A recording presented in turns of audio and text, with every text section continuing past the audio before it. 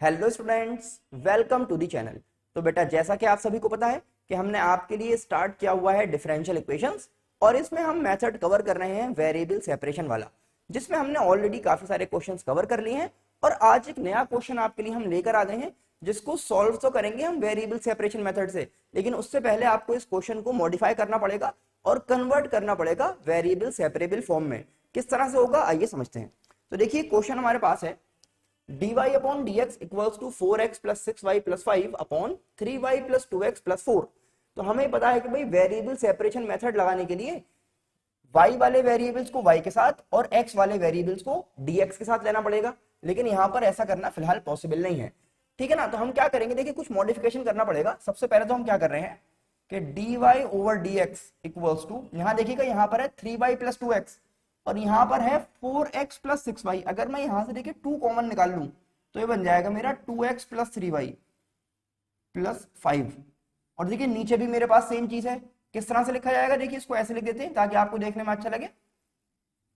इनको बस इंटरचेंज कर दिया है। अब देखिए क्या हो रहा है कि यहां पर भी मिल गया मुझे 2x प्लस 3y और यहां पर भी मिल गया है 2x प्लस 3y। क्या करेंगे, देखिए समझिए, आप ये कहेंगे let 2x plus 3y equals to v बनाते हैं, इसमें याद है आपको।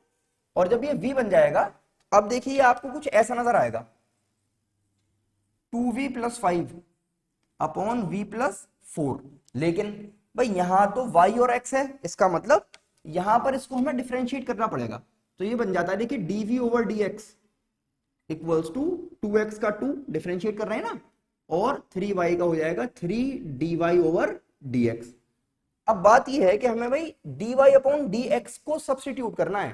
तो इसका मतलब यहां से हमें dy अपॉन dx चाहिए। तो जब dy अपॉन dx चाहिए तो एक एक करके इन चीजों को उधर भेज देंगे। तो देखिए dv ओवर dx माइनस 2 ये इधर चला गया, और ये जो 3 है ये मल्टीप्लाई में है ना, यहाँ के डिवाइड नहीं हो जाएगा, यानी कि 1 अपॉन 3, और ये बचेगा यहाँ पे dy ओवर dx। तो dy ओवर dx की वैल्यू ये मिल गई आपको, जो आप यहां पर सब्स्टिट्यूट कर सकते हैं इसके बदले में कि 1 upon 3 dv over dx minus 2। कुछ ऐसी वैल्यू आपको नजर आएगी। अब इस 3 को देखिए यहां पर भेज देते हैं, तो dv over dx minus 2 equals to 3 जब यहां पर आएगा तो मल्टीप्लाई हो जाएगा। तो 3 से बन जाएगा, देखिए 6v plus 15 upon v plus 4। यहां तक की कहानी समझ में आ रही है। हमें v और x के हिसाब से चलना है। तो dv dx है ना, ये 2 एक्स्ट्रा है, इसको उधर ले जाते हैं। तो dv over dx equals to 6v plus 15 v plus 4 plus 2 हो जाएगा। यहां पर इसको सॉल्व करना पड़ेगा। तो देखिए सॉल्व करते हैं इसको। नीचे तो आपके पास है v प्लस 4, ऊपर चल रहा है 6v प्लस 15 और प्लस। अब इसको एलसीएम लेकर जब आप सॉल्व करेंगे तो ये बन जाएगा आपका 2v और प्लस का 8। ठीक है ना, ये आ जाएगा एक एक करके मल्टीप्लाई होकर। तो यहां से आप ये कह पाएंगे कि भाई मेरे पास वैल्यू आ रही है, इधर क्या चल रहा है आपका dv अपॉन dx है ना, तो dv अपॉन dx की वैल्यू आपके पास आ रही है। देखो v और v हो जाएगा आपका 8v है ना, 6v है और 2v है, और ये बन जाएगा 23 अपॉन v प्लस 4। यहां तक की बात देखिए। अब हम ये जानते हैं कि इसके आगे जब आपको जाना है तो आपको ये जो v है और x है ये दोनों न्यूमरेटर में चाहिए। इसके आगे जाने के लिए v और x दोनों कहां पर चाहिए, न्यूमरेटर में। तो क्या हो जाएगा, देखिएगा dx को तो इधर ले आएंगे, और ये जो पूरी वैल्यू है v वहां जा गई और रेसिप्रोकल हो जाएगी यहां पर आके। तो क्या करेंगे, देखिएगा यहां पर आके क्या हो जाएगा इसका v प्लस 4 और 8v प्लस 23, कुछ ऐसा डिजाइन बन जाएगा इसका। और अब क्या करना है भाई, इंटीग्रेटिंग बोथ साइड। और जब आप इसको इंटीग्रेट करेंगे तो ये तो इंटीग्रेट हो जाएगा, लेकिन इसको आप इंटीग्रेट नहीं कर पाएंगे क्योंकि यहां पर जो आपका v है इसकी पावर न्यूमरेटर में और डिनोमिनेटर में सेम है। तो उससे पहले आपको इसको डिवाइड करके देखना पड़ेगा। तो जब आप इसको डिवाइड करेंगे, देखिए साइड में, तो v प्लस 4 डिवाइड हो रहा है 8v प्लस 23 से, ऐसे तो करके देखेंगे। अब यहाँ देखना भाई, इसको जब मैं सॉल्व करना चाह रहा हूँ तो मुझे यहाँ पर 1/8 चाहिए, ताकि इस 8 से 8 कट जाएगा, v बचेगा, तो ये आ जाएगा मेरा v प्लस ये हो जाएगा 23/8, 23/8 सब्ट्रैक्ट कर देंगे दोनों वैल्यूज को, ये कैंसिल हो गया। इसको देखिए जरा, तो इसको सॉल्व करके देखेंगे, 4 माइनस 23/8, 8 आपका नीचे आ गया, 32 माइनस 23, 9/8 आ जाएगा, तो ये आ जाएगा 9/8। अब इसको किस तरह से लिखेंगे आइए समझते हैं। तो देखिए क्या करेंगे आप, कि जो आपका यहाँ पर ऊपर आ रहा है देखिए 1/8 है ना, ये तो आपका ये हो गया 1/8 प्लस मिक्स फ्रैक्शन की फॉर्म में लिखेंगे ना, जो रिमाइंडर बच रहा है वो ये हो गया आपका 9/8, और जो आपका इधर वैल्यू है ये रही आपकी 8v प्लस 23। कुछ ऐसा डिजाइन बन जाएगा आपके क्वेश्चन का। अब समझिए हम क्या कर रहे हैं भाई, इंटीग्रेशन चल रहा है यहाँ पे हमारा, तो हम इस पूरी वैल्यू को तो इंटीग्रेट कर रहे थे भाई, इसको हमने इसमें कन्वर्ट कर लिया है, तो यहाँ पर आपका लग जाएगा देखिए वापस, ये आपका इंटीग्रेशन चल रहा है ना, ये इंटीग्रेशन चल रहा है विद रिस्पेक्ट टू v, तो dv आ गया है ना, ये चल रहा है आपका dv, और इधर क्या है मेरे पास, इधर है मेरे पास इंटीग्रेशन ऑफ dx, ये एज इट इज आ गया भाई, कोई परेशानी नहीं है।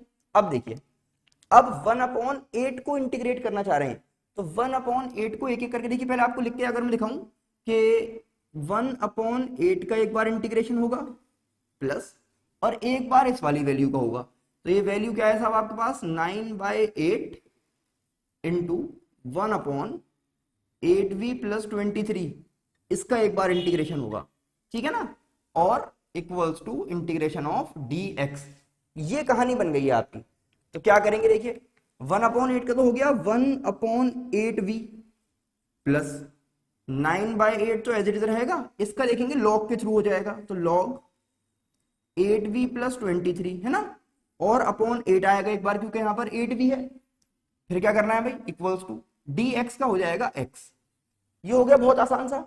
अब देखिए यहां पर आप क्या कर सकते हैं कि 8 जो है इसमें कॉमन आ रहा है, तो अगर मैं इस 8 को एक बार बाहर निकाल लूं तो क्या होगा, 1/8 बाहर, यहां पर तो बचेगा सिर्फ v प्लस यहां 2 8 थे ना, तो एक तो बाहर आ गया, एक ही बचा रह जाएगा आपके पास अगर आप देखें तो सिर्फ 9/8 हो गया, log 8v प्लस 23, और यहां पर आपका आ गया इक्वल्स टू x।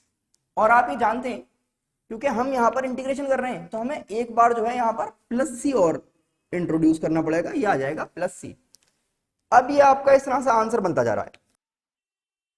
अब क्या करना है भाई, इस 8 को वहां लेके जा सकते हैं आप, तो ये हो जाएगा v plus 9/8 log 8v plus 23 equals to 8x plus 8c, है ना, यहां पर है ना, जब वहां पर जाएगा तो दोनों से एक बार मल्टीप्लाई हो जाएगा। अब यहाँ ऑलमोस्ट अपना आंसर जो है कंप्लीट कर लिया है, बस क्या करना है, क्योंकि हमने यहाँ पर सब्स्टिट्यूशन कर दिया था ना, तो हमने v किसे कहा है भाई, v हमने कहा है 2x प्लस 3y को, तो जहां जहां पर v लिखा हुआ है वहां वहां पर हमें 2x प्लस 3y लगा देना है। देखिए यहां से आते हैं वापस,